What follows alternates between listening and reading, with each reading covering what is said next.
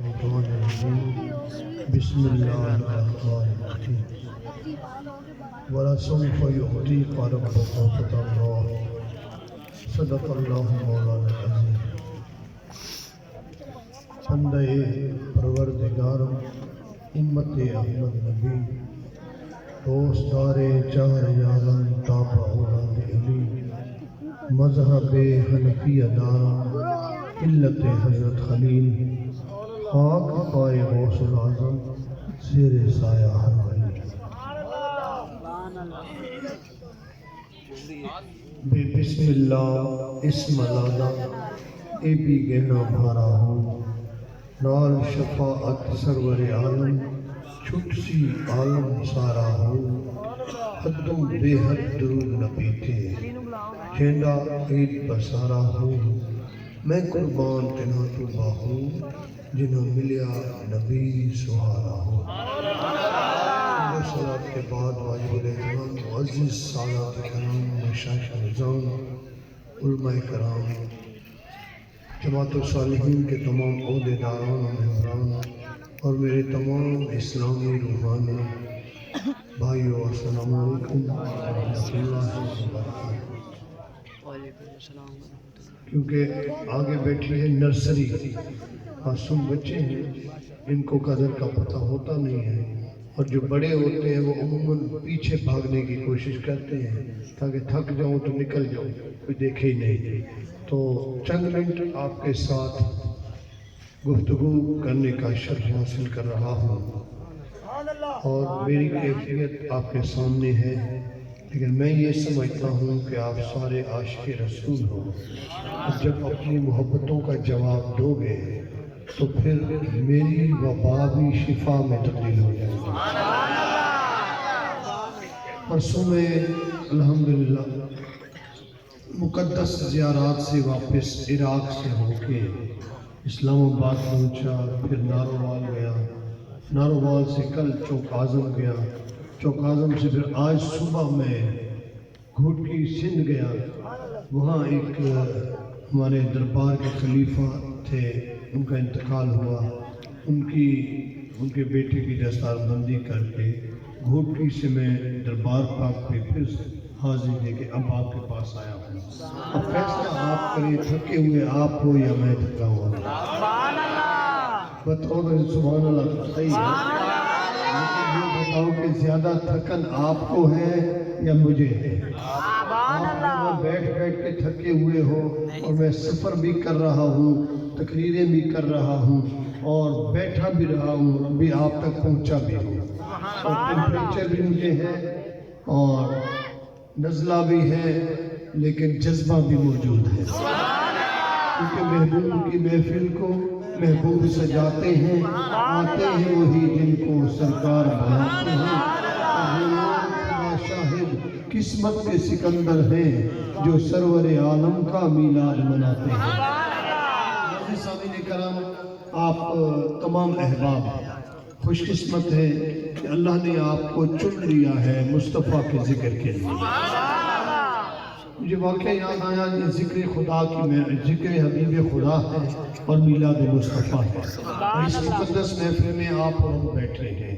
حضرت آدم علیہ نبینا علیہ السلام نے کم و بیش 1000 برس اس دنیا میں گزار کے جب آپ کے وصال کا رخصت کا ویلا آیا، وقت آیا، تو آپ نے اپنے بیٹے حضرت شیس علیہ السلام کو بلایا اور فرمایا، اے شیس خیال کرنا، میں اس دنیا سے رخصت ہو رہا ہوں، اور میں نے اپنی لائف میں اگر سب سے زیادہ عظمت والی ہستی دیکھی ہے تو وہ محمد مصطفیٰ کی ذات ہے، کہ هو الاول والآخر وظاہر وباطن، وہ اول بھی ہے، آخر بھی ہے، ظاہر بھی ہے اور باطن بھی ہے، چھپے ہوئے بھی ہیں اور ظاہر بھی ہے، جن کی ہستی تمام ہستیوں سے اول ہے، جن کی ذات سب سے افضل ہے، جن کا مقام و مرتبہ سب سے اعلیٰ و بالا ہے۔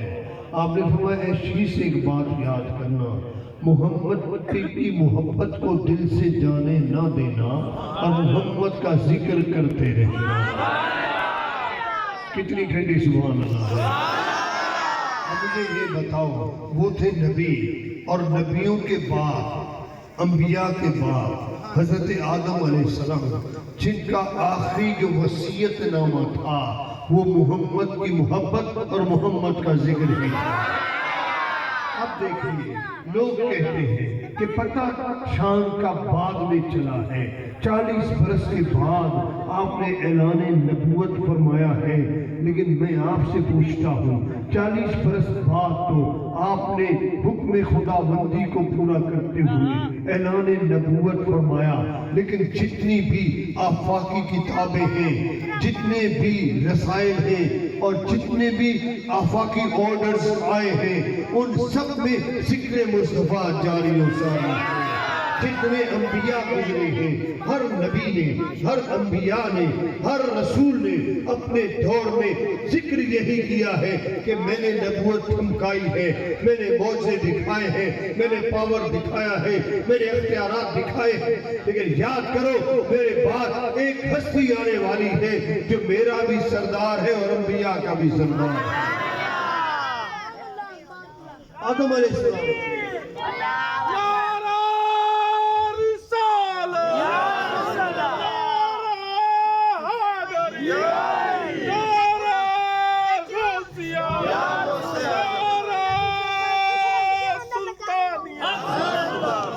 اور آدم علیہ السلام سے ان کے بیٹے حضرت شیس علیہ السلام نے پوچھا، بابا جان اس محمد کی شان جو آپ ہمیں بتا رہے ہو وہ ہے کون، اور ان کا ذکر کرنے سے فائدہ کیا ہوگا؟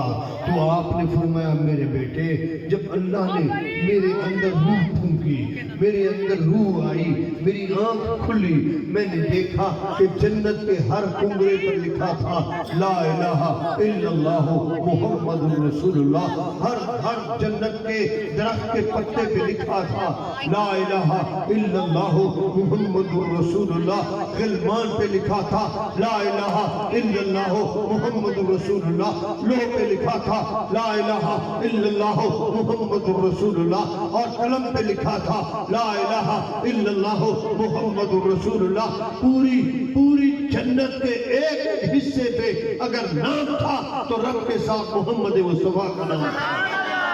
اور پھر یہ تجھے بتاتا چلوں کہ اس نام سے مجھے فائدہ کیا ہوا تھا۔ آپ فرماتے ہیں 350 برس میرے زمین کے تختے پہ چکے پہ اللہ کی عبادت کی۔ کام کیا کیا تھا؟ ایک دانے کا آدھا حصہ کھایا تھا، اور اس کی سزا کیا ملی تھی کہ جنت سے نکالا گیا تھا، اور زمین کے چپے پہ اللہ کی بارگاہ میں سجدہ ریز ہوتا رہا تھا اور سجدے کرتا رہا تھا، اللہ سے معافی طلب کرتا رہا تھا۔ اور 350 برس کے بعد جب میں عرفات کے میدان میں جبل رحمت کے پاس آیا تو یہاں ایک پتھر پہ یہی کلمہ لا الہ الا اللہ محمد رسول اللہ لکھا ہوا پایا۔ آپ فرماتے ہیں جب میں نے یہ کلمہ لکھا ہوا پایا تو میرے ذہن میں یہ خیال آیا کہ یہ کہیں وہ نام نہیں جو جنت میں آنکھ کھلی تھی تو لکھاتے دیکھا تھا۔ فوری طور رب کی بارگاہ میں عرض کرتا ہوں، اے رب ذوالجلال والاکرام، اس اسم محمد کے صدقے میری توبہ کو قبول فرما لے۔ بس میرے منہ سے یہ الفاظ نکلے اور اللہ نے جبرائیل کو بھیج دیا۔ جبرائیل نے آ کر مبارکباد دے دی، اے آدم اگر تو محمد کا نام جنت میں لیتا، مجھے اپنی ربوبیت کی قسم ہے میں تجھے جنت سے بھی نہ نکالتا۔ جا، میں نے تیری توبہ کو قبول فرما لیا ہے۔ اور اس محمد کے صدقے جب توبہ قبول ہو گئی تو آپ فرماتے ہیں اسی دن سے میری زبان پر ذکر ہے محمد محمد محمد محمد۔ تو بھی درود مصطفیٰ پڑھا کر اور ذکر مصطفیٰ کیا کر، اپنی قوم کو، اپنی اولاد کو، اپنی اجداد کو، سب کو یہ پڑھا کے جانا کہ یاد کرنا اگر تمہیں زندگی میں فلاح چاہیے، بقا چاہیے، کامیابی چاہیے تو محمد مصطفیٰ پر درود پڑھتے رہا کیجئے۔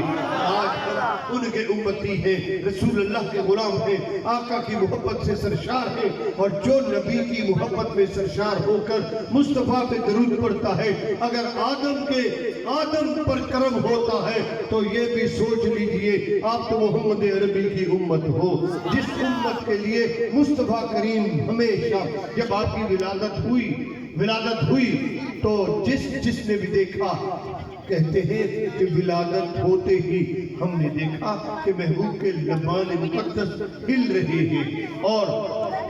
ہیں، آپ کچھ فرما رہے ہیں، ہم نے اٹھایا، کان قریب کیا، آواز آئی رب ہب لی امت۔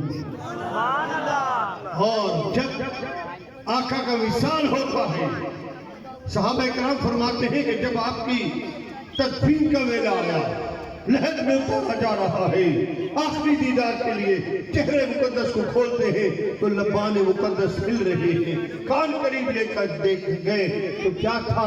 رب کے بارگاہ میں یہ دعا تھی، رب حب لی امتی۔ اب جو محمد اپنی امت کے لیے پریشان ہوں، پیدا ہوں، اس دنیا میں آئیں، ولادت ہو تو امت کی یاد ہو، جب آپ کا وصال ہو تو امت کی یاد ہو، مجھے بتائیں اگر امت محمد مصطفیٰ کو یاد کرے اور مصطفیٰ پہ درود پڑھے تو ان کے تو بیڑے پار ہو جائیں گے۔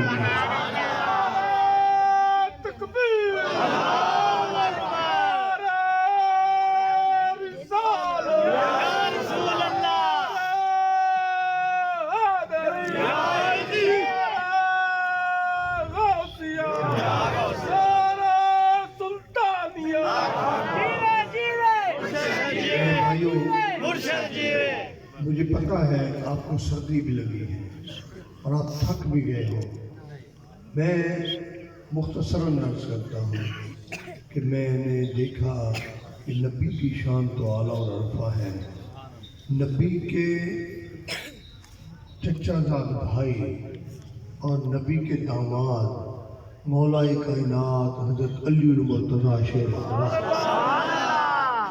ان سے جس نے محبت کر لی، ان سے جس نے ناطہ جوڑ لیا، اس کی قسمت کا ستارہ بھی چمک گیا۔ ابھی میں گیا تھا کوفہ، کدھر گیا؟ کوفہ میں ایک بہت بڑا عالیشان دربار بنا ہوا ہے اور اس دربار پہ لکھا ہوا ہے کہ میثم بن یحییٰ تمار، المعروف میثم تمار، اور میثم تمار تھا، اس کی کھجوروں کی دکان تھی اور کوفہ میں مسجد کے سامنے دکان چلاتا تھا، کھجوریں بیچتا تھا، اور مولا علی مشکل کشا شیر خدا کا عاشق تھا، آپ سے محبت میں سرشار، آپ کے ساتھ عشق کرتا، انتہا کا عشق تھا۔ اور مولا کائنات جب باہر نکلتے مسجد سے نماز پڑھ کے سیدھا اس کی دکان پہ آتے، اس کے ساتھ بیٹھتے، پیار و محبت کی باتیں کرتے، میں سب کو کوئی کام ہوتا چلا جاتا تو مولا علی اس کی کرسی پہ بیٹھ کر وہ کھجوریں بیچا کرتے تھے۔ میرا دوست گیا ہوا ہے، میں چلو اس کی مدد کر لوں، یہ پیار تھا اور اس کو بھی پیار تھا۔ ایک دن مولا کائنات تشریف لائے، دیکھا سبحان اللہ کہ میثم ایک چھوٹا سا پودا لگا رہا ہے کھجور کا، اور اس کو لگا کے اس میں پانی دے رہا ہے۔ مولا کائنات نے دیکھا اور ہوں میثم کیا کر رہے ہو؟ آقا درخت لگا رہا ہوں، اور تیرے محبوب کا فرمان ہے کہ درخت چھاؤں بھی دیتا ہے اور درخت جو ہے اللہ کا ذکر بھی کرتا ہے۔ ہر گیا ہے کہ الزمین رویت وحدہ لا شریک لہ، کہ زمین سے جو بھی پودا نکلتا ہے اللہ کی وحدانیت کا ذکر کرتے ہوئے نکلتا ہے۔ یہ ذکر کر رہا ہے، میں نے یہ لگایا اور یہ ذکر کرتا رہے گا، ثواب مجھے ملتا رہے گا۔ اس لیے ذکر کی محفلیں سجایا ہے، جہاں مصطفیٰ کا ذکر ہوتا ہے، جہاں میلاد ہوتا ہے، اس جگہ کو رب کائنات جنت کا باغ بنا دیتی ہے، اور وہ جنت کا باغ پھل عطا کرتا ہے۔ وہ پھل کیا ہے؟ رحمتوں اور برکتوں جنت کا پھل ہوتا ہے۔ اب حضرت میثم تمار نے کہا حضور یہ میں نے درخت لگایا ہے، یہ ذکر کرے گا، اللہ بھی راضی ہوگا اور میری بخشش کا ذریعہ بنے گا۔ میرے مولا کی آنکھوں سے آنسو ٹپکے اور مولا کائنات فرماتے ہیں میثم تمہیں پتا ہے اس درخت سے ہونا کیا ہے؟ حضور یہ تو کھجوروں کا ہے، فرمایا تو مجھ سے محبت کرتا ہے نا، ایک زمانہ آئے گا کہ میری محبت کی سزا کے طور پر تمہیں پھانسی میں لٹکایا جائے گا اور تمہیں قتل کیا جائے گا اور تیری لاش کو اسی درخت کے ساتھ لٹکایا جائے گا جب یہ درخت جوان ہوگا۔ میثم تمار نے جیسے سنا سجدہ شکر میں گر گیا، علی شہادت بھی ملے گی تو تیری محبت میں ملے گی، شہادت تو نصیب ہوگی تیری محبت میں نصیب ہوگی، اس سے بڑی شہادت اور کیا ہو سکتی ہے۔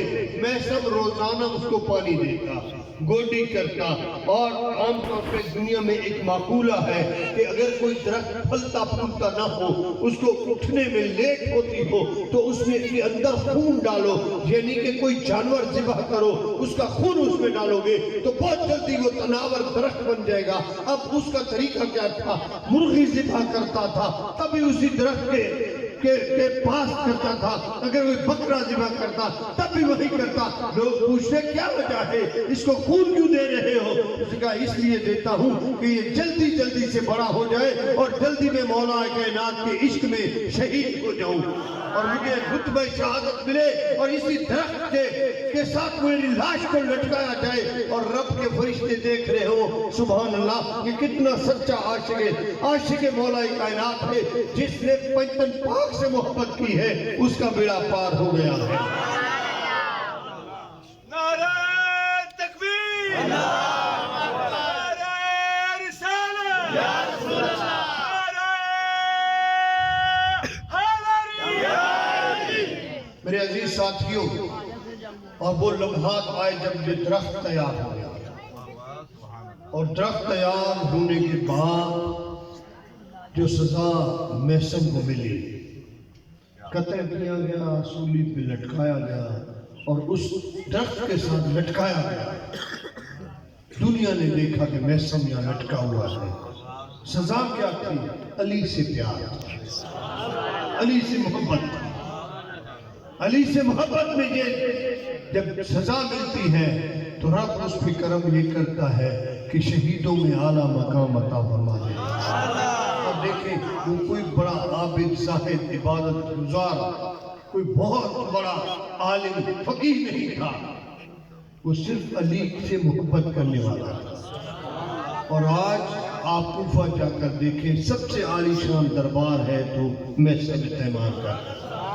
میرے عزیز ساتھیوں، جس نے علی سے پیار کیا ہے اس کو رب اتنا درجہ دیتا ہے، اور جو علی کے محبوب محمد عربی سے پیار کرے، جو رسول اللہ سے ناطہ جوڑ لے، جو محبوب کی محبت میں اپنی زندگی گزار لے تو اس کا بیڑا پار ہو جاتا ہے، اس کو کامیابیاں نصیب ہوتی ہیں۔ میرے بھائیو، انشاءاللہ زندگی رہی تو 2 دن مزید میرا خیال ہے اسی علاقے میں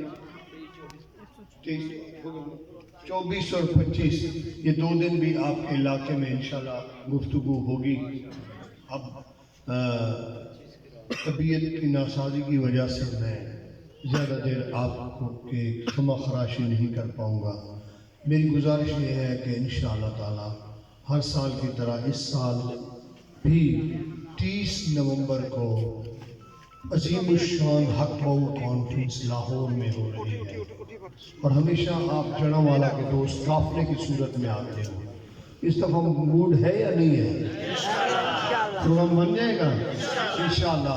یہاں سے آپ قافلے کی صورت میں 30 نومبر کو آپ لاہور